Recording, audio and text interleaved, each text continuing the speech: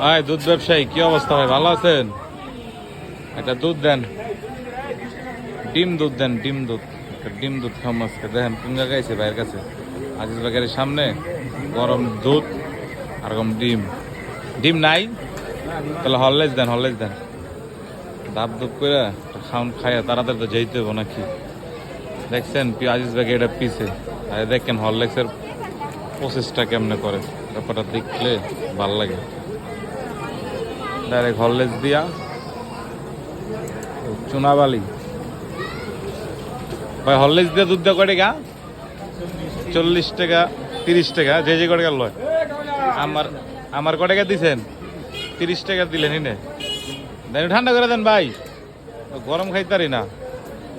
গরমে খুব ঝামেলা করে, গরম খাইতারি না রে ভাই। দুনিয়ার সব গরম, পিছে ওই যে আমাকে নেতাও গরম। দেখছেন আমাকে নেতা না আর কি, বাংলাদেশের দেশনায়ক তারেক রহমান ভাই যান। আমার তো আবার মাইরমুর দিলে কি হয়ে ডরে পেলাম।